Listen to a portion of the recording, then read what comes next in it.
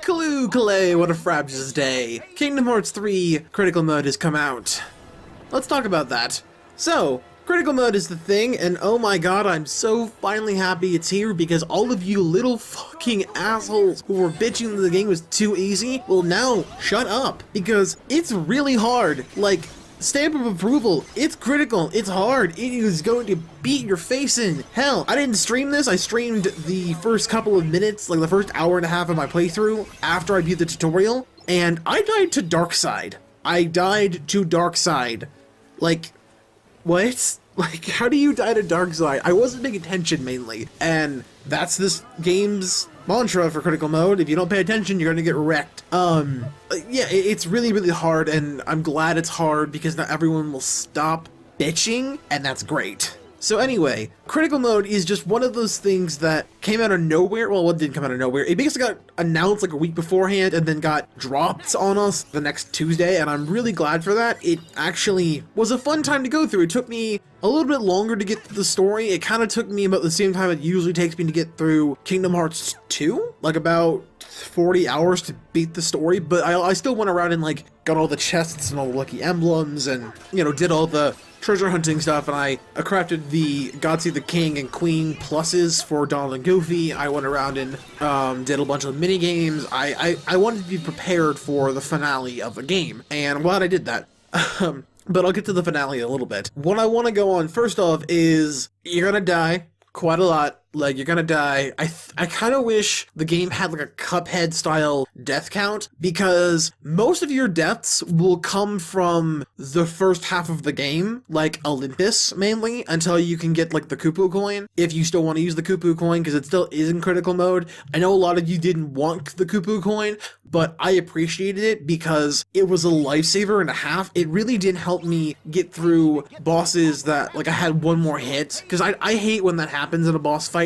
Now, if I'm not paying attention and I'm just button mashing, I'm not actually paying attention to the mechanics and I'm just dying left and right, that's a me thing. But if I'm in the middle of a fight, I have no cure, no ethers, no potions, Donald's dead, Goofy's dead, everyone else is dead, I've got one hit, and I don't have second chance of one more, and I have the Kupu coin, and it's gonna save my ass, and the boss is only one hit away. It's actually kind of nice to have that backup revive handy, because it's a one-time use per fight every time you buy it. It costs $400, which at the start of the game is kind of hard to come by. Not all the time, but at the start of the game, it's a little iffy to get, because you want to buy other things that are more useful that are one-shot Phoenix down. But the Kupu coin, I still actually like that it's brought in, and for those one-shot boss fights where all I need to do is shoot them with like a bit of magic, and then they're dead, is really helpful. I like that. I don't know why it's a contentious point. If you don't want to use it, don't buy it. I bought it because I knew I was going to need it. I stopped dying quite a lot after, like, Corona. Once Monsters Inc. hit, I kind of stopped dying a lot, and I wasn't grinding super high levels. I was grinding until I reached the level that the world required, because I wanted to experience it on its own merits. The only place I actually grinded to level up was San Francisco for the Keyblade Graveyard. That's the only place I leveled up for grinding purposes, because I wanted to fight Aqua at a decent level and not get my ass kicked, because you don't know the level requirement you're going to need to fight Aqua. So I got up to like level... The level recommendation for Big Hero 6 is like 38, so I got to like level 45, and then I beat her pretty easily. I think I died a lot as Riku to the Demon Tide, but that was about it. Yeah, Riku was underdeveloped for critical mode. They gave him like no growth abilities or anything. He has too little health bar for that fight in this. It sucks. Also, I'm kind of mad that both Riku and Aqua have preset customization that you can't fuck with even if you die, because I'm over here trying to figure out how that works, and I kept dying because I kept hitting the wrong button. I was trying to use Thunder, and I kept using like Cure or the high potions he had. I'm like, why do you only have 2 high potions? Have like 6 of them, what the fuck? That was a little weird. Leveling takes a little bit longer. You know, it takes more hits to take down an enemy now, and you get a little less XP from an enemy, which I kind of like, I kind of don't. I feel like the first 20 should come by easier, because you need those extra points and it's the first world. I think like if you, even if it's like the first 5 or 6 that have that invisible bar to the player that has double XP set, because it would just make things a little bit easier for me to get through. I think that would just make it a lot more fair, I suppose. Because I kept dying to like flame cores in Olympus. I kept dying to like common enemies because they have AoE attacks or they're just moving around so fast and I can't see them. So there's that kind of thing. After a while, I noticed that the best way to level up was just going through with the cuisine buff on.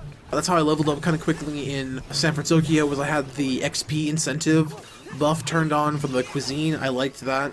It was helpful. When they said you need the cuisines in order to play the game properly, I understand what they mean now, because your magic is so low the whole game. If you have MP safety on, which I do for Cure, because I need that shit, because I'm bad at video games in general. MP safety, if you have that turned on, you can only get like 2 Thundagas off before you can't use any more magic. The most you could use after that is like a Firaza or Firaga. I'm not entirely sure because I was dodging for my life at that point. It was weird, but it got a little frustrating after a while. But if you use one of the cuisine buffs that gives you more magic, like the Thundaza cuisine, it gives you a lot of magic boost, so you're able to do more different kinds of magic, and it's really helpful for those kind of fights, like the boss fights. I thought that was really cool. I went through a lot of the game without really touching the cuisine because I wanted to play it as a basic critical mode, kind of like Kingdom Hearts 2, and that brings me to something else. There are 3 new abilities in the game that they're called critical abilities. Like they are only there for critical mode, and they make the game either harder or easier depending on how you look at it. I forget what 2 of them do, but one of them, the important one that I'm going to bring up, is Critical Converter. So instead of what this one does is that it turns off the attraction flows for you. But in return, if your MP is recharging, you're able to gain form changes a lot quicker, because form changes take ever in this game now. Like in this mode, it takes forever to get. Whereas before you could have like a form change happen every couple of seconds or every like 10 or 15 seconds. Now it takes about a good 30 or 45 to get a full one off because the enemy's AI is so reworked and your attacks do so little combo damage that you need to actually get like 4 or 5 combos on an enemy for it to even register as even happening for one of the bars on the situation commands to pop up. And that's just really kind of weird. I wasn't a fan of that. Another thing that I learned pretty quickly was the game is very much aware that it's fucked you over in sense of like abilities and stuff like that. So it's a little more, it's not as forgiving as you would think it would be, but it's a little more forgiving that if you're at a critical state, I learned the AI will focus on Donald and Goofy or your party members a lot more so than they will focus on you. I learned that because I was sitting around waiting for my MP to recharge and I was at critical health and none of the enemies were really attacking me. They were more focusing on Donald and Goofy and Hercules, and I was in the middle of the fight and they weren't really dealing damage to me unless there was one I actively aggravated from the fight. And I liked that. That was a really good mechanical thing. It's a small thing you wouldn't notice because you're in a heated fight, you're not really paying attention, things like that. And it was good. I enjoyed that aspect of the combat tweaking. I also liked how New Game Plus was a thing. New Game Plus is a godsend in this game, in this mode in particular, because you get every Keyblade you had in a previous save file in this mode. So if you wanted to, you could have every Keyblade in the game besides like the ultimate weapon and start the game off with every Keyblade you want. And what I ended up doing was I would take a Keyblade that was specific to that world and use it in that world rather than after, kind of like how the trailer showed us doing it. So like, when I went to Toy Box, I used Favorite Deputy. When I went to Arendelle, I used Crystal Snow. When I went to Corona, I used Ever After, etc., etc. Things of that nature were really helpful and really good because it was, well, A, it was more like we wanted to do it all along, because I always thought it was weird that you got Keyblades after the world was done. I understand that it's the memories that you created with this world are now solidified in this keychain, but I think it's kind of cool now that you can use a specific key unique to that world for that world now. It's really cool that you can play the whole level of Toy Box rather than just the Star Shooter and the Kingdom Key and whatever DLC Keyblade you got and Hero's Crest. I enjoy that a lot more because it's something we've all wanted to do, and Dream Drop had that in there where you got the spirits back that you had in the previous save file, but now it's actually your Keyblades rather than just the spirits. And that's, again, I enjoy that aspect of it. It's really smart. Another thing they had in New Game Plus was the selfie poses. Now, I think the poses were a little aggravating after a while because I use selfie poses for the Lucky Emblems. I like doing selfies with the Lucky Emblems that I can because it's a lot more interesting than just having a bunch of different pictures of walls. Now you have different pictures of Sora doing different poses, and they're in a set order. Like, it's the...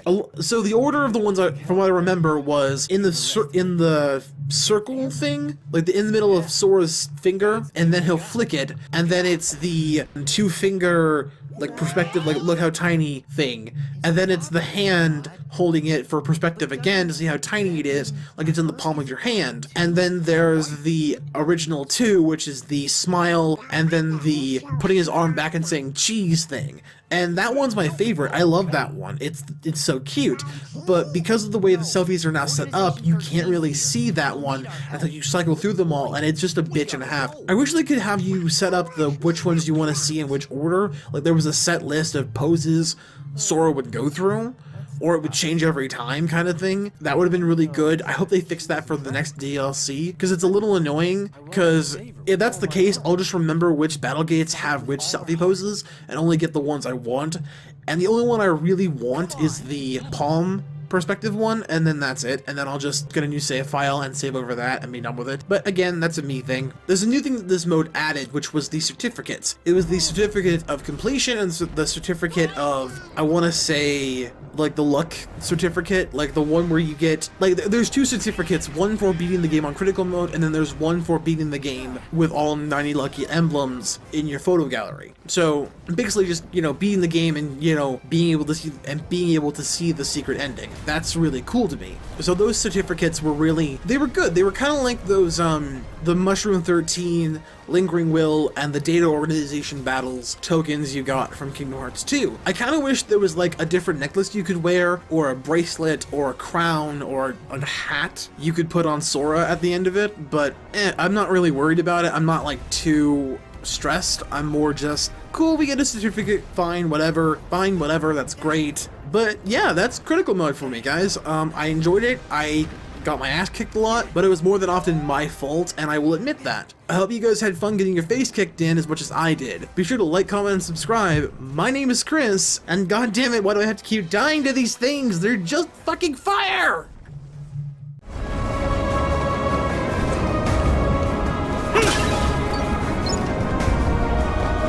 Yeah!